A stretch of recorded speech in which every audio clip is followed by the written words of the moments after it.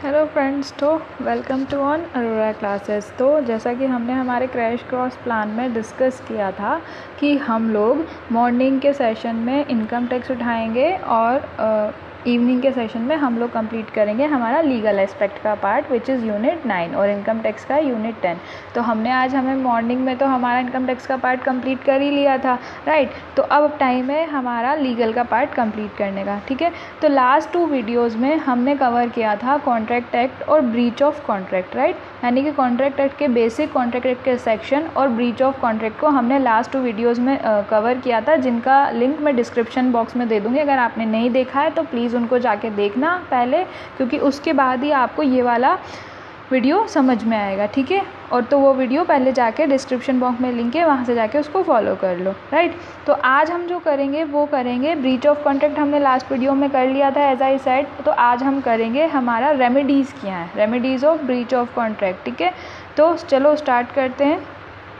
तो remedies of breach of contract, तो हमारे पास फर्स्ट रेमेडी आती है recession of contract which is section 65, ठीक है। Recession of contract which is section 65 when one party not fulfil obligation. Basic इसका होता क्या है कि जब एक पार्टी होती है ए और दूसरी पार्टी है बी। अब पार्टी ए ने जो उसके ऑब्लिगेशन है या जो उसकी लाइबिलिटीज़ हैं टुवर्ड्स द पार्टी बी, उसने मना कर दिया कि मैं परफॉर्म नहीं करूँगा या फेल हो गया परफॉर्म करने में, तो पार्टी बी को ये राइट है कि वो कॉन्ट्रैक्ट रिसाइन कर सकती है या कॉन्ट्रैक्ट कैंसिल कर सकती है, ठीक है।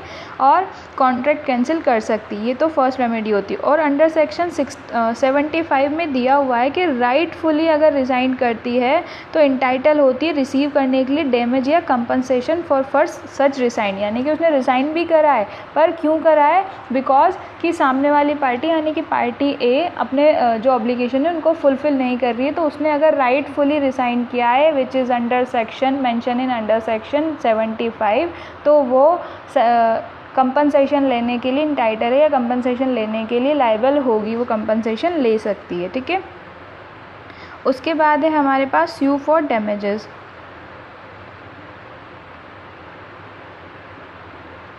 सेकेंड पॉइंट है हमारा स्यू फॉर डैमेजेस। अब स्यू फॉर डैमेजेस 2 टाइप से हो सकता है, या तो लिक्विडेट होगा या अनलिक्विडेट होगा, ठीक है। देख लो, लिक्विडेट डैमेजेस होते हैं parties agreed to amount payable mutual understanding. यानी कि ब्रीच ऑफ कॉन्ट्रैक्ट हुआ, कॉन्ट्रैक्ट आपने तोड़ दिया या ऑब्लिगेशन फुलफिल नहीं करे हैं। तो लिक्विडेट में क्या होता है कि लिक्विडेट में पार्टी म्यूचुअल अंडरस्टैंडिंग के साथ जो अमाउंट का लॉस हुआ है वो पे करने के लिए रेडी हो जाती है, राइट। यानी कि लिक्विडेट कर लेती है म्यूचुअल अंडरस्टैंडिंग के साथ। और अनलिक्विडेट में क्या होता है, जब आप म्यूचुअल अंडरस्टैंडिंग कर ही नहीं रहे तो किसी थर्ड पर्सन को पढ़ना पड़ेगा। और कॉन्ट्रैक्ट क्या है, एक वैलिड है यानी कि इन्फोर्सेबल बाय लॉ है, तो लॉ ही बीच में आएगा। यानी कि कोर्ट या कोई एप्रोप्रिएट अथॉरिटी होगी, वो असाइन करेगी, वो बताएगी कि आपको क्या क्या करना है। तो लिक्विडेट में आपने म्यूचुअल अंडरस्टैंडिंग के साथ किया और अनलिक्विडेट में आपने कोर्ट के थ्रू या किसी लीगल अथॉरिटी पावर के थ्रू किया। ये हो गया हमारा दूसरा टाइप, स्यू फॉर डैमेजेस। अब स्यू फॉर स्पेशल रीज़न, ठीक है।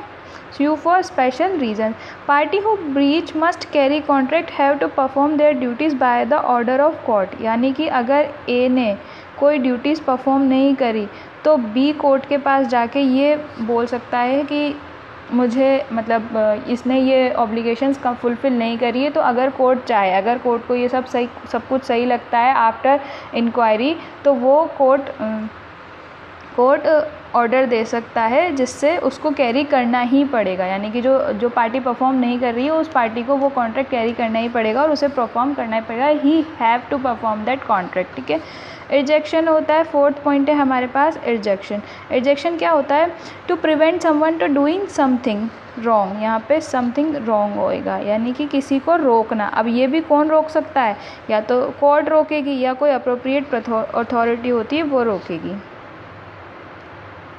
हाँ, इसमें नीचे मेंशन है to prevent something wrong negative effect by order of court, by the order of court. यानी कि रिजेक्शन में क्या होता है कि अगर कोई गलत काम कर रहा है, 2 पार्टीज़ हैं और अगर एक पार्टी कोई गलत काम कर रही है तो उस गलत काम को रोकने को बोलते हैं रिजेक्शन करना। तो रिजेक्शन क्या होता है, by the order of court to prevent someone to doing something wrong और नेगेटिव, जिसका नेगेटिव इफेक्ट आ रहा है या उसका नेगेटिव इफेक्ट दूसरी पार्टी पर पड़ रहा है, उसे हम बोलेंगे रिजेक्शन। फिफ्थ पॉइंट है हमारे पास विच इज़ क्वांटम मेरिट, ठीक है। Quantum merit which is fifth point है हमारे पास क्वांटम मेरिट। इसका मतलब है एज मच एज अर्न, यानी कि जितना कमाया है। आपने कॉन्ट्रैक्ट किया, दोनों ने कॉन्ट्रैक्ट किया, सामने वाली पार्टी परफॉर्म कर रही है तो वो एंटाइटल हुई ना, उसने जितना काम किया उसको उतने वेजेस तो दोगे, उतनी जितना उसका पैसा बनता है उतना तो दोगे ना। तो क्वांटम मेरिट उसी बेसिस पे कि जितना आपने काम किया उस बेसिस पे आपको उसका पैसा मिलेगा, एज मच एज अर्न। ठीक है।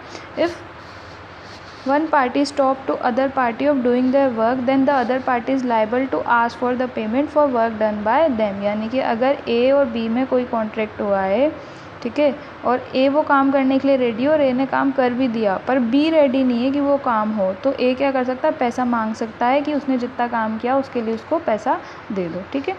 अब क्या है, सेक्शन 73, 74 और 75 cover the compensation of breach of contract. क्या करते हैं, कंपनसेशन का जो सेक्शन है सेक्शन 73, 74 और 75 को कवर करते हैं, compensation of breach of contract. अब टाइप ऑफ डैमेजेस पढ़ लेते हैं कि कितने टाइप के डैमेजेस हो सकते हैं हमें, जिनको कवर करेंगे और जिन पे हमें कंपनसेशन मिलेगा। ठीक है। Section 73 to 75 of the Indian Contract Act 1872 define remedy by way of damages as the entitlement of the suffering party to recover compensation for losses suffered due to non-performance of the contract। आ गया compensation जो recover कर सकती है suffering party, उसको बताया गया section 73 to 75 में। ठीक है। टाइप्स कौन कौन से हैं पढ़ लेते हैं एक बार। ऑर्डिनरी डैमेजेस, ऑर्डिनरी डैमेज क्या होते हैं, on the breach of a contract, जो नेचुरली हुआ हो, ठीक है, जो बिल्कुल नेचुरल कंडीशन में हुआ है कि हाँ ये नेचुरली है, in this usual course of event even if the sufficient party suffering party know about the likely damages if the contract was breached he can claim. यानी कि जो नेचुरल है कि हाँ ये हो गया है विदाउट एनी स्पेशल रीज़न कि हाँ ये तो ठीक है हो गया है, ठीक है, तो ब्रीच वो क्या कर सकता है, क्लेम कर सकता है कंपनसेशन के लिए, उस लॉस के लिए। अब एक बार एग्जांपल से समझ लेते हैं। पीटर है, पीटर ने सेल करने का कॉन्ट्रैक्ट किया, Peter agrees to sell and deliver 10 bags of potatoes to John. ठीक है, कितने में, ₹5000 आफ्टर 2 मंथ। यानी कि जॉन ने क्या किया, कॉन्ट्रैक्ट साइन किया जिसमें 10 बैग्स ऑफ पोटैटोज़ को उसको सेल करना था with ₹5000 after 2 month. On the date of delivery the price of potato increase. अब क्या हुआ, 2 महीने बाद पोटैटो की प्राइस बढ़ गई। ठीक है। And Peter refuse to perform his promise. अब उसको तो लॉस होगा ना, ठीक है ना, पर उसने तो कॉन्ट्रैक्ट कर ही दिया कि मैं 2 महीने बाद करूँगा, या तो 2 महीने पहले कॉन्ट्रैक्ट करते टाइम सोचता कि अगर 2 महीने बाद प्राइस बढ़ गई तो, बट उसने तो सोचा ही नहीं। ठीक है। अब 2 महीने बाद प्राइस बढ़ गई। ठीक है। अब प्राइस हो गई 5500। ठीक है। अब जॉन ने क्या किया, जॉन पीटर ने बेचे थे तो जॉन ने वो ख़रीद लिए। अब क्या करते हैं, John he can receive 500 from Peter, क्योंकि उसने तो, जॉन ने तो कॉन्ट्रैक्ट किया था पीटर के साथ कि मैं 5000 में ख़रीदूँगा। अब जॉन ने तो पीटर को कितने पे करे, 5500। ठीक, 5500, तो वो जो 500 उसने एक्स्ट्रा पे करे उसके लिए क्लेम कर सकता है, डैमेज मांग सकता है, क्योंकि उसे लॉस हुआ है 500 रुपीज़ का। ठीक है। स्पेशल डैमेजेस पढ़ते हैं। स्पेशल डैमेजेस में क्या है, A party to a contract might receive a notice of special circumstances affecting the contract. In such cases, if he breached the contract, then he is liable for ordinary damages plus the special damages। यानी कि अगर कोई notice के through हुआ है और वो contract को इफेक्ट कर रहा है तो क्या होगा, आप जो ऑर्डिनरी डैमेज हैं वो तो आप पे करोगे ही सही, प्लस उसके साथ आपको जो स्पेशल डैमेजेस हुए, यानी कि किसी को और कोई चीज़, जैसे मान लो कोई बेड का कॉन्ट्रैक्ट हुआ था या किसी जैसे किसी के घर पे पार्टी है, राइट, तो एक डिनर सर्व करने का कॉन्ट्रैक्ट हुआ था। ठीक है। तो डिनर तो उसने सर्व किया नहीं और उसकी वजह से जिस पार्टी ने कॉन्ट्रैक्ट किया था उसको किसी और जगह से उस डिनर को, यानी कि कहीं और जगह से खाना मंगवाना पड़ा, तो जो उसका लॉस हुआ वो, ठीक है, वो तो ऑर्डिनरी लॉस है। और जो उसने एक्स्ट्रा पैसा खर्च करके वो सामान मंगाया, यानी कि जो डिनर उसने बाहर से ऑर्डर किया दूसरी जगह से, वो, तो ये हो गया स्पेशल केस, यानी कि 2 हो गए, ऑर्डिनरी भी जुड़ गया और स्पेशल भी जुड़ गया। ठीक है। इसका एग्जांपल है, आप लोग एक बार रीड करना। नेक्स्ट हमारे पास है विंडिक्टिव और एग्जेम्पलरी डैमेजेस। अब इसमें ये होता है, हम इसको ऐसे समझते हैं, ये क्वालिटेटिव टाइप का होता है, यानी कि मेंटली जो टॉर्चर या मेंटली डिप्रेशन या मेंटली जो डैमेज होता है ना, उस टाइप को हम इसमें कवर करते हैं विंडिक्ट और एग्जेम्पलरी में। ठीक है। There are 2 scenarios of awarding vindictive और एग्जेम्पलरी डैमेजेस। ठीक है। फर्स्ट है हमारे पास breach of promise to marry because it causes injury to his और हर फीलिंग्स, यानी कि उसकी फीलिंग को हर्ट हुआ। अगर आपने शादी करने से मना कर दिया तो अगली बंदा या बंदी तो भाई उसको तो दुख होगा ही, सही ना, ऑब्वियसली बात है। वैसे आजकल के केस में होता नहीं है बट स्टिल उसको होगा, ठीक है, हम ऐसा मान के चलते हैं कि होगा। सेकंड है हमारे पास wrongfully dishonour of cheque by banker, यानी कि डिसऑनर हो गया चेक का। तो इन दो केसेस को, ये दो सिनेरियो हैं जिनको हम किस में जिनको हम कवर करते हैं विंडेक्टिव या एग्जेम्पलरी डैमेजेस में, ठीक है। और क्या है, in case of wrongful dishonour of cheque from a businessman the compensation will include exemplary damages if he has not settled any financial loss, नहीं हुआ है तब भी देना पड़ेगा, ठीक है। नॉमिनल डैमेजेस, अगर पार्टी का कॉन्ट्रैक्ट ब्रीच हुआ है, ठीक है, और पार्टी ये बोल रही है,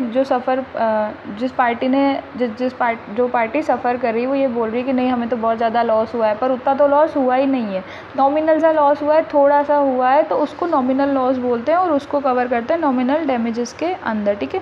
if a party to a contract files a suit for losses but proves that while there has been a breach of contract he has not suffered any real losses, यानी कि उसे कुछ इतना बड़ा लॉस हुआ नहीं है जिसके लिए इतना बड़ा स्यापा, इतना बड़ा ड्रामा फैलाया गया है, ठीक है, तो उसे क्या बोलते हैं, नॉमिनल या नॉमिनल सी अमाउंट का लॉस हुआ होता है तो उसे पे कर देते हैं, ठीक है। Damages for detriment caused by delay,